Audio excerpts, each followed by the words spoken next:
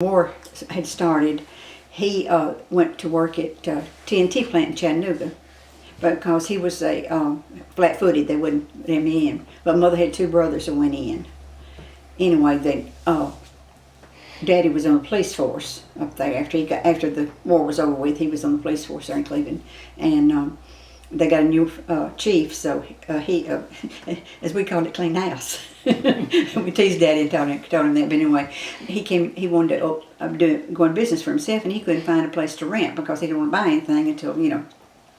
So he moved to, his sister called him. She lived down in Kirk's Grove, down in Alabama, and she said there is a place for rent in Cave Spring, and I think you can afford it. It's $25 a month. So he moved on up here and opened the station and everything while Mom and I closed out the house and everything. And then as soon as we found a house, we moved up to here to Cave Spring. And so I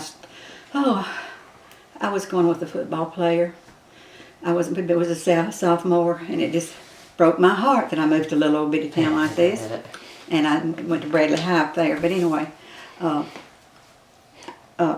played basketball in high school, and he was working for his daddy down at the service station. My daddy's shop was right across the street from his daddy's service station. So we met up at the post office, which was right up from my daddy's service station in the afternoons. We both got in trouble over it. I was supposed to be going home, he was supposed to be working. But anyway, that's... Don't tell them about all that stuff. I'm not. I'm just, he said, they'd rather listen to that and film it.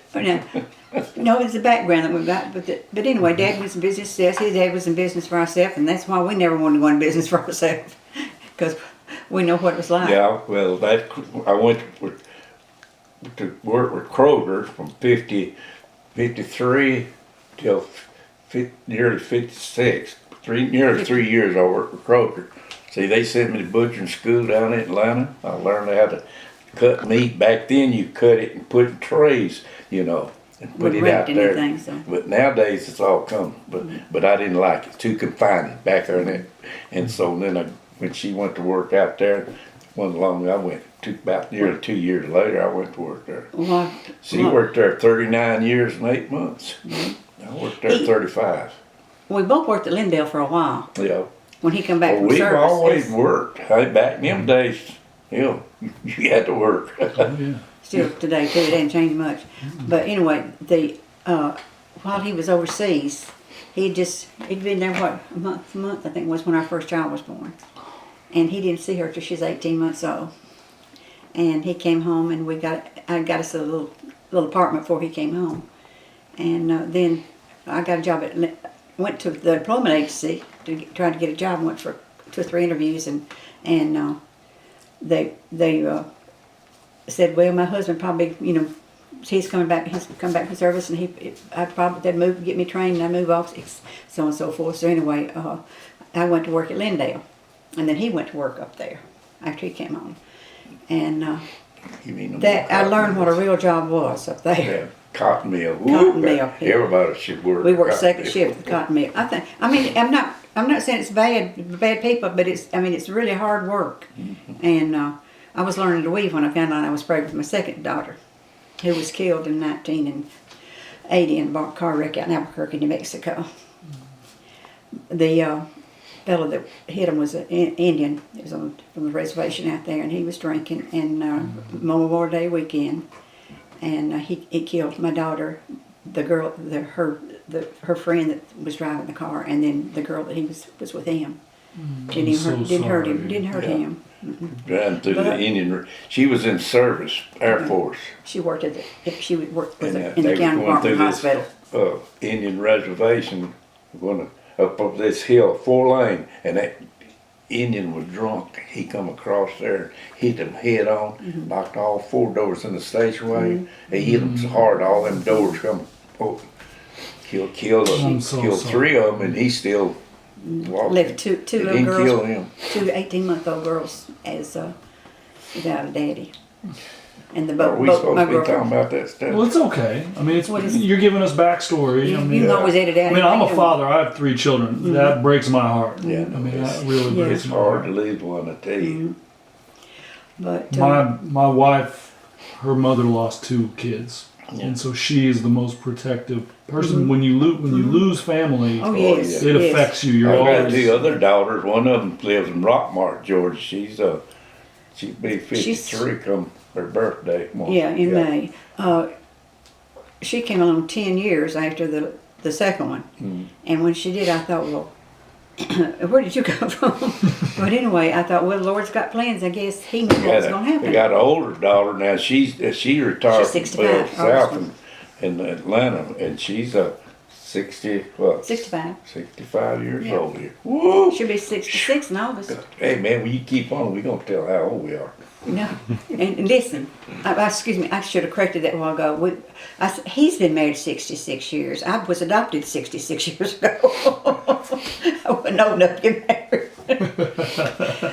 But anyway, I went to the employment agency after my second one was born and wanted to try to get a job. And they said, well, there's a new plant opening here. And we're going to send you out there. They gave me a shorthand test and a math test at the employment agency and sent me out to GE. And they had sent me down. They sent me down to have a typing test. I took a typing test on an old manual typewriter. And then while I was down being interviewed, evidently I passed everything. So when I got back up to them, they told me I was hired. So I started to work then and worked. Well, got laid off 6 weeks because they would have every now and then they would have to cut a few people out for temporarily till they got some more orders in, until they got really established there. It's really a summertime deal out there. Wintertime, they can ship them big transformers out in the fields. I see them, especially went north, So I got laid off twice, but it's only temporarily, like 3 months or something like that. But I always had another job to go to. I butchered some while I was out, back to my dad. I never was out of work. Wait, what was it like at that time where there weren't many jobs available? No. And so when GE came in, everyone was excited to have? Yes, definitely. From Ron Alabama. Kraft, same way. See, Right. I tried to get on at Ron Kraft. I'm glad I didn't, because I didn't like that smell of that place for sure. But I'm glad I went to work at GE. When I started work at GE, there was no bridge across the Coosa River. We had to go Going around this by way, Darlington 100. and come around. Where they built a new bridge over here on 100? They built the second Right, new bridge. You used to go down there, and there was a ferry. And you'd get on that thing, it'd take you to the other side. That's the only. But we always had to go through East Rome to get to GE. By Darlington and everything. And we watched all those there was a Rome theater out in drive-in out where I think it's back where Out there close across from the college. no Yeah. Coosa Valley. No. Coosa Valley. no where that Mexican place is there on the corner where you get there at the. Well, here, let me go back to that. I'm sorry.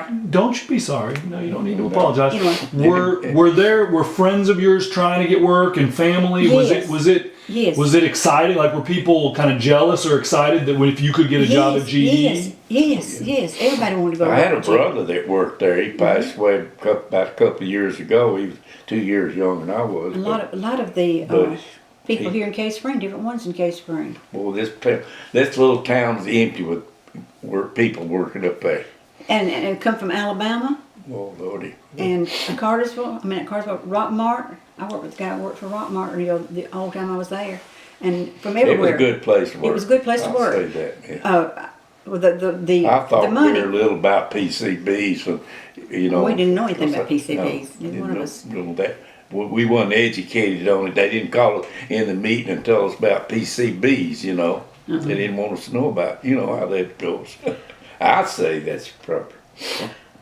I started out at a great salary, $42 a week, and I paid a babysitter and rode with somebody else. Gas one, but 18 cents a gallon either. But GE, they had a credit union when I started to work there, and I'll have to give them a lot of credit for what we've done. Yeah. In fact, I served 20-something years on the board of directors, and about 20 of those years as secretary of the board of the credit union. And I started out just as a general flunker, file clerk, anything, regular clerk. And when I left, I was the manager's secretary. Well, this- Executive assistant, they called it, which is I like another that name. see, if you get in with General Electric Company on the job, get your foot in the door, they call it, you got Work your real way up. good benefits, son. You have That's good gas benefits, all the insurance, everything. I mean, I really. hate to move the plant, really. I hate it. I did too, but the last year I worked, we had the people coming up from Mexico. Interviews. I had to arrange the luncheons for them and everything, and they told me that they told everybody that the big transformers that were built up in Pittsfield, that were no longer building them there. They'd already closed that factory and were moving them to Rome. To build in Rome. They added on to the plant to make it higher for the taller transformers. That didn't happen. They moved the medium transformers out to Mexico, and a lot of the employees that I worked with, they moved them down there, the engineers and everything, to teach them, the jobs. And as soon as they found out the work and everything, what they did, they transferred part of it down to Gadsden. The tubes, you've seen the these, what do you call them? The things they put them in? A grid light thing where you've got the transformers sitting out there. Mhm. They have, what darn? Senior moment. Well, that's okay. So they were getting the people here to train the people in Mexico because they were going to move the plant, but they were being secretive about it. Well, no, first thing they did was outsource some of the products. The tubes is what I was trying to say, Right. in the substations. And that went on there, but they had a lot of trouble with that because they couldn't, got to the point, they moved all of the equipment down there to make the tubes and everything. What was the switch boxes they sourced out to? Yeah. The tubes is the one they